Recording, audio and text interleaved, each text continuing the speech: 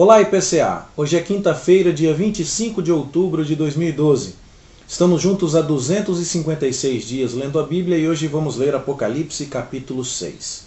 Vimos que Jesus se apresentou à igreja, no início deste livro, como glorioso.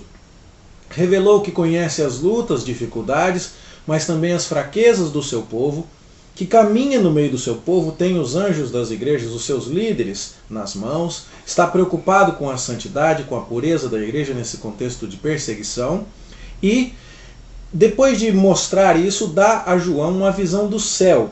No capítulo 4 nós vemos que o trono de Deus é o centro de onde todas as ordens que comandam o mundo saem, e no capítulo 5 nós vimos que está nas mãos do Cordeiro, o Senhor Jesus Cristo, o livro da história, que contém 7 selos.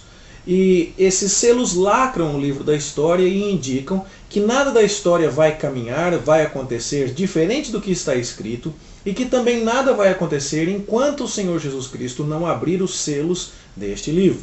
Essa é a mensagem básica do capítulo 5. E em tudo isso, nos capítulos 4 e 5, nós vemos o Senhor Jesus sendo glorificado, o Senhor Deus sendo glorificado, louvado por todas as criaturas, o que aponta que desde a criação, desde a eternidade passada, até a consumação, a eternidade futura, todas as coisas que se desenrolam na história da humanidade estão de acordo com a vontade revelada, escrita de Deus, de acordo com a vontade soberana de Deus, e só acontecerão no tempo de Deus. No capítulo 6, João tem a visão daquilo que acontece quando os selos do livro que o Senhor Jesus tem nas mãos são abertos. Os selos são abertos lá no céu, na visão que João tem a respeito das coisas como são no céu. Mas os efeitos da abertura de cada selo acontecem na terra.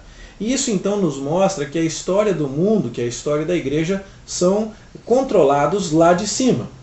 E em todos esses selos nós temos não necessariamente uma ordem cronológica, mas nós temos aqui, sem dúvida alguma, princípios que vão se repetir ao longo de toda a história da humanidade. Basta lermos que vamos entender isso. O primeiro selo fala da abertura do livro inicialmente, e eis que sai um cavalo branco e o seu cavaleiro, e ele tem uma coroa e ele sai vencendo e para vencer. Você vê a ideia de branco no livro do Apocalipse sistematicamente associada à pureza, aos santos, à igreja e ao Senhor Jesus. E embora a nossa querida Bíblia de Genebra pense diferente, eu tenho que concordar com William Hendrickson e com outros estudiosos que consultei. Aqui nós temos diante de nós uma descrição do Senhor Jesus e da marcha do Evangelho que sai vencendo de fato e de verdade, e não uma vitória aparente, mas sai vencendo e para vencer. Então, a abertura do primeiro selo se referiria aqui à pregação do Evangelho e aos seus efeitos ao longo da história da humanidade. Mesmo perseguidos, os cristãos são vitoriosos. Mesmo incultos, eles têm mais autoridade e mais poder do que a liderança religiosa. E mesmo pobres, eles impactam o mundo com o poder das suas palavras. E nós vemos então que este primeiro selo se refere, portanto, à marcha do Evangelho, ao Senhor Jesus em ação na história da humanidade.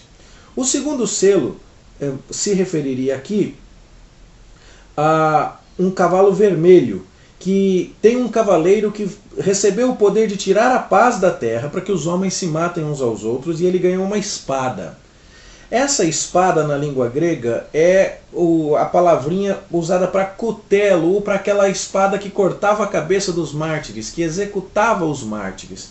E por isso mesmo nós entendemos aqui que a perseguição religiosa que está enfocada aqui no segundo selo. O Evangelho sai vencendo e sai para vencer, mas, como diz o segundo selo, essa não é uma vitória simples. Ela acontece num contexto de perseguição e de guerra religiosa, onde homens matam homens e fazem isso usando a espada de execução, o cutelo. Então você teria aqui a indicação de que até mesmo a perseguição da igreja acontecia por causa daquilo que está escrito na história, no livro da história da humanidade, que o Cordeiro está abrindo ao destacar cada um dos seus selos. O terceiro selo fala do cavalo preto, e o seu cavaleiro tem uma balança na mão. E então João vê ali que uma medida de trigo está sendo vendida por 1 denário. Normalmente, 1 denário era o salário de trabalho de uma pessoa por um dia. Uma medida de trigo daria malemar para essa pessoa se alimentar. Normalmente, 1 denário conseguiria comprar 12 medidas de trigo.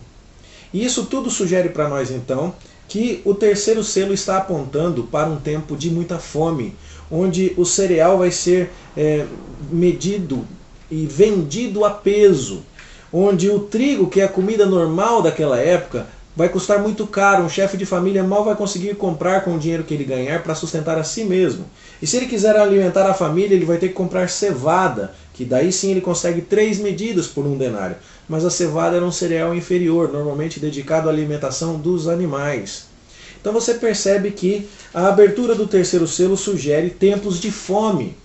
Perseguição religiosa, guerras, apontam normalmente e trazem como consequência fome. E aqui então você percebe isso. No entanto, a fome não vai atacar todo mundo, porque é dito ali que o azeite e o vinho não vão sofrer dano. E isso significa que esses dois produtos que normalmente estavam associados à mesa dos mais ricos e mais privilegiados, sugerem para nós aqui que fome vai acontecer em grande escala, mas não vai ser para todo mundo. Pelo contrário, ainda vai haver grande desigualdade social. E vai haver gente que se regala, enquanto vai haver gente que mal consegue trabalhar para sobreviver. O quarto selo também aponta para mais um efeito daquilo que vai acontecer na história humana e que está sem dúvida alguma escrito no livro da história que o Cordeiro abre, mas só vai acontecer porque ele abre esses selos. É o cavalo amarelo, que se chama Morte e Inferno. E ele traz sobre a terra morte pela espada, fome, mortandade e por meio de feras. Aqui nós estamos falando de guerras comuns e não de guerra religiosa ou de perseguição à igreja, porque a palavrinha para a espada aqui sugere a espada que era usada na guerra mesmo. E aqui então você vê que muita gente vai se matar, e não se fala aqui, portanto, de perseguição religiosa, mas de guerra mesmo, comum, como Primeira Guerra Mundial, Segunda Guerra e coisas desse tipo. E esse cavaleiro que se chama Morte e Inferno, e a morte aqui, portanto, apontando para o que acontece com o corpo, e o inferno apontando para aquilo que acontece com a alma, não é? A morte reclama o corpo, o Hades, que é a palavra grega aqui, o lugar dos mortos, reclama a alma. Você vai ver que é isso que vai acontecer quando o quarto selo for aberto. No entanto, isso acontece da mesma forma, porque é o Cordeiro quem abre os selos e quem autoriza isso. E note, é dito que foi dada autoridade ao cavaleiro do cavalo amarelo para fazer isso, mas somente sobre a quarta parte da terra. Aqui mais uma vez nós vemos como aconteceu no livro de Jó, que o mal, que a crise, que o sofrimento que acontecem no mundo precisam de permissão do trono do universo para acontecer, e tem limites estabelecidos os quais eles não podem ultrapassar. E isso é maravilhoso para nós. Mas as notícias realmente são difíceis. Cavaleiro branco, o evangelho sai para vencer. O Senhor Jesus caminha em vitória no meio de um mundo marcado pelo pecado.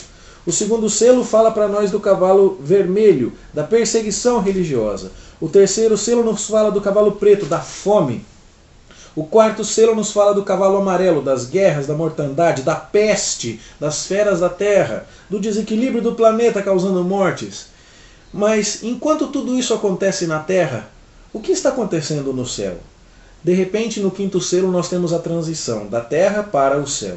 E ele então, João vê debaixo do altar, ele está vendo lá no céu uma figura do templo, não é, daquele altar onde os sacrifícios eram realizados. Ele está vendo as almas dos que tinham sido mortos por causa da palavra de Deus e por causa do testemunho que sustentavam. Possivelmente os mortos aqui do segundo selo, aqueles que foram mortos pelo cutelo. E essas pessoas clamavam em grande voz, dizendo: Senhor, até quando o Senhor não vai julgar e não vai vingar o nosso sangue? E então, essas pessoas que estão no céu, já na glória, na presença de Deus, entendem que Deus precisa tomar uma atitude em relação àquilo que está acontecendo na terra. E elas clamam: Senhor, até quando? E a resposta que é dada a elas é a seguinte: elas recebem uma vestidura branca dizendo: calma, vocês estão limpos, vocês estão santificados. E aguardem um pouco, repousem um pouco, porque eu ainda estou trazendo outros para completar o número da minha igreja, até que se complete o número dos irmãos que, como vocês, vão ser mortos. mas eu vou tomar uma atitude. Então, este quinto selo é uma palavra para a igreja, para ela ter paciência, mesmo no meio da perseguição, sabendo que Deus está no controle. A morte só vai até onde ela recebeu autoridade. A fome vai vir, mas porque o Cordeiro abriu os selos. A perseguição vai vir, mas porque o Cordeiro abre os selos? Mas o Evangelho está caminhando em vitória. Jesus saiu vencendo e para vencer. E quem olhar para o quinto selo vai saber, ainda que haja perseguição, derramamento de sangue, o Senhor Deus vai vir para julgar, Ele vai vir para vingar. E a grande prova disso é o sexto selo. No sexto selo nós vemos que aquela igreja perseguida que está no céu clamando até quando, Senhor, que aguarda em suspenso o dia da vitória do Senhor, começa a ver o juízo de Deus sobre os ímpios. E o sexto selo fala sobre isso. Vem um grande terremoto e toda a natureza se abala. O sol, a lua, o céu, as estrelas, os montes e as ilhas, tudo se bagunça. E ninguém consegue escapar da terrível agonia de ver-se tendo que encarar Deus e prestar contas da vida diante daquele que é o justo e o soberano.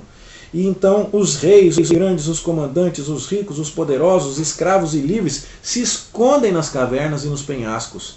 E eles dizem aos montes e aos rochedos, caiam sobre nós e escondam-nos da face daquele que se assenta no trono e da ira do Cordeiro. Note, chega um momento tão terrível em que os homens não estão com medo de morrer. É melhor para eles que os montes caiam sobre eles do que terem que encarar a pessoa de Deus e prestar contas da vida deles diante do Cordeiro, porque chegou o dia da manifestação da ira de Deus e do juízo de Deus sobre um mundo que está contra o Senhor Deus e contra a sua igreja.